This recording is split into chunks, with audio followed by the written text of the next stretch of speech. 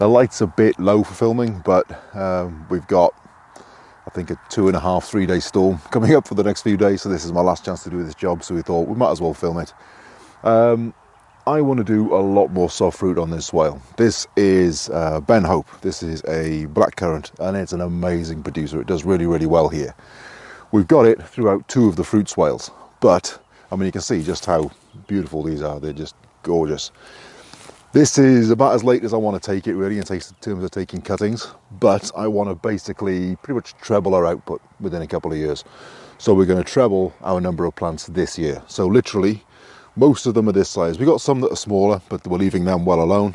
But ones that are this size. So first thing I'm going to do is take out the older wood in that place, and I'm going to leave at least a couple of the bigger branches left. But this stuff in the centre, for example, I'm going to take just to thin it out a little bit so that it doesn't get too choked out. But you can see this is becoming a really large, well-established plant. I'm really pleased with it. Let's see what else. It's still quite large. I'll take. It has. It has. They just keep going. I mean, don't ever buy a large quantity of currants. Buy a couple and just wait, because you end up with so much cutting material that it's just never an issue. So this will grow back very aggressively this year. So I'll take that as well. And I'll even take this little one back here. And I think I might, no, I'll take that too. There we go. And I'll leave it at that point. That's still, you know, a really good structure that it'll come up, because these will come up, you know, even higher yet, and, you know, bush out even more. But I want a lot more of them. So I'm going to come along and do that all the way along the swale. So I'm trying to race ahead of the light leaving. So I'm going to just do this top row. So it turns out this top row has already been overplanted. I didn't do it, so I didn't know. Actually, I've forgotten. I did know. So I'd been told, rather. So I'm going to take some of this material, and I'll leave. You know, that's still a really good sized shrub, and of course it will grow outways. But the next full size swale down doesn't have them at this density, and this is actually exactly what I want. So you can see, for example, there's one here, there's one here, there's actually one really close there, there's another one here, there's another one here. It's a lot of material. So this within a couple of years, and bearing in mind, we're not clearing the grass and putting mulch down and putting guards on and giving them, they're literally just shoved in the ground as sticks. So we have well over, what, 99% success rate. It is impressive just how tough these currants are. I'm really, really impressed with them. And of course, most of the ribes ones are, you know, they really are incredibly tough plants. There's another one here. There's one there. We could get one in here. Yay! So, of course, it's possible that there was one here. See, there's something been planted here at some point, I think. And this way, I mean, I wouldn't even have to do that really, but let's pull that out of the way just so that we can. And I'll push that into the ground. Now, a lot of people take the buds off lower down, because if you want a single stem, you take all them off. Because otherwise, every single one of those buds that I've just planted will break ground and this will become a bush. But that's exactly what I want. I don't want to build it. I don't want a tree type shape. I don't want a single stem. I don't want anything overly groomed. I want something that's going to be resilient, low to the ground, and up to, you know, a really good resilient shrub that'll cope with the wind. Oh look, and right next to it, just coming through now, is the perennial blue lupin. I love them. So I've got these all the way along this swale. As a nitrogen fixer. So it's handy that that's right next to that. That's a good example of how it's all working. Now this, I'm not sure that that's survived, so I'll just, at least not higher up, it's certainly alive there, so I'll just clip that and we'll just leave that. We'll leave that on the ground just to rot down, and that one there, and that'll put a fresh one on. But I'm not cutting any more off that one, it's still quite young. But some of the older ones here, see, really nice spacing. This one, I'll take a little bit of material off here, because again, we don't want too many stems too close together. You know, we want them a bit more spread out as a crown, so they get a little bit, you know, a little bit of air. And room to develop nice fruit. You know, you don't want everything, you know, crammed in too tightly. I want a really, you know, good wide shrub. So again, more lupin. It's got a bit of a purple tinge to it. It's really beautiful. So they're all along these swales because that's what we're using for nitrogen fixing. So again, there's one there, there's one here, there's one here, there's two. There we go. See, a lot of the time what happens is I'm crossing a swale or whatever, I don't notice, and I snap one. What do I do with it? I don't just throw it, I'll stick it in the ground, so we'll get two that are too close to each other. But we can come through, dig one out. You know, there's all sorts you can do with this, with stool layering, tip layering, you know, all sorts. But this is the way I always do it. It's just so easy that I don't want to go through too much effort. And that's still a nice shape. See, there's another one right here. So some of these might be moved in time, but right, where are we? Because there's a bit of a gap then before this one. So I could actually, it's because there's this massive shrub here. I think what I'll do is shift a bit of that. I'll leave this one here just to give it a little bit of protection, and eventually we'll move that one. But we'll go with a nice big cutting. We'll shove it as deep as we can. There we go. Now, normally if I'm doing trees or whatever, I put guards on because we do have voles, but nothing seems to eat these. We've never had any get chewed. Most things seem to find them quite unpleasant to the taste, at least, you know, the bark. And the fruit, so far, the birds haven't even found. So you can tell this is a really nice example. So I'm going to take, let's have a look.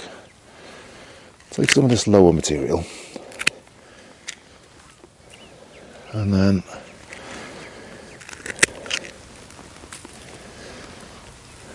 we'll just give it a bit of a clip. I think I might leave it at that because, you know, this is still going really high. So that's really nice. It's good, it's solid. Actually, you can see that's got a bit of a rock to it. Okay, that means I'm going to take some of this material off just to stop it being quite so much of a flag until it gets re-established. So, and what I could come through is put a stake in, but really, from the looks of it, something's been digging around the roots and they become a bit exposed. So what I'll do here is I'll come up and I'll put some more soil around it instead. So I have to remember to do that because that's a nice bush. I don't want to see. That's another one there, there's another one there, and of course we also have, oh, here we go, see the wind's had this one. Yeah, so I'm going to heel that in because it's been, I mean, you can see the wind direction and what it's done. This has been exposed to repeated 70-mile-an-hour winds all winter, and it's a miracle really that we don't have more damage with the trees. Yeah, again, that needs more. Now this year we've got big bulk compost being available for the first time from the composting toilet, which is 3 years.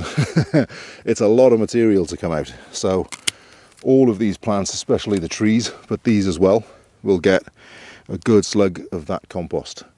And that'll be really interesting to see what a difference that makes, because, I mean, like last year, we had an amazing crop out of these. They did so well. So, you know, that's well rooted. It just needs more soil packing around it and stamping into place. So again, I'll just come up with a wheelbarrow of soil. I won't even take that much per bush just to get them properly tamped in. But, I mean, I'm still leaving enough material that I'll get a really good crop this year, because these will put on new wood as well. But I'm freeing up, in fact they're too entwined really. I've still got a lot of material to grow a lot of fruit, and you can see just how many cuttings I've generated. Now these won't probably produce fruit this year, but for next year they might, some of the bigger ones. So again, that's a young one. This one, I'll take a little bit of this just to see, that's a bit much, that one. So we'll take that away. But other than that, I'm quite pleased with the shape of that, so I'm going to leave it. And then on the end, let's have a look. Yeah, see this one, we'll take some just to thin it out a bit. But that's a really nice plant. I'm really pleased with it. And we're going to take those two there. Other than that, I'm pleased with that. I think we'll leave that alone.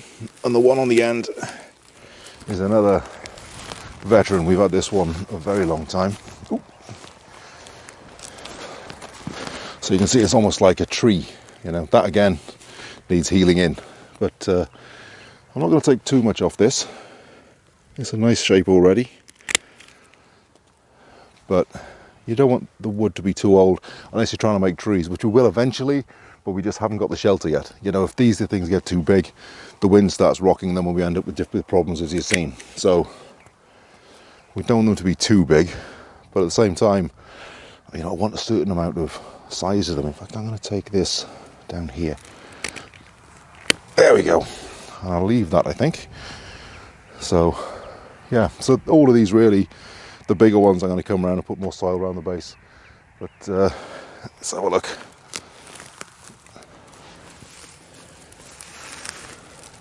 That's a lot of material, and you can see just how close all them already are. So we're going to do the same thing to the next fruit swale down.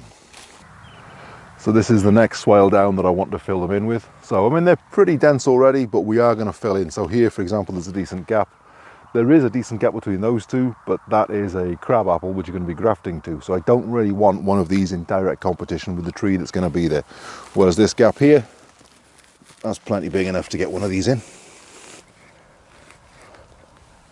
So that one hasn't gone too deep, but you know, it's gone 4 or 5 inches. It's plenty. Oh yeah, we got plenty of scope here. So there's another, what have we got here? That might be, yeah, that was a black locust, which didn't take. So I don't really have to worry too much about that. But again, the spacing here isn't, let's have a look, there we go, isn't huge. Oop. But it is plenty to get another. Oh, actually, that's really going in. There we go, nicely. So, basically, I'll do another couple. So, let's have a look. There's one there, and there's one here. So this is kind of midway. And that brings us to really the kind of spacing that we've got on the top swale. Now, we'll probably have more material here than we're going to put in this one swale. So we've got options at that point. We can go through the food forest and we can just plant them in as just a general understory, or we can put them into wood chip and root them out, and we could actually sell bushes. That's an option. So let's have a look. There was one there, but it looks like that's failed. So we've got quite a gap here. So I'll get 2 in here.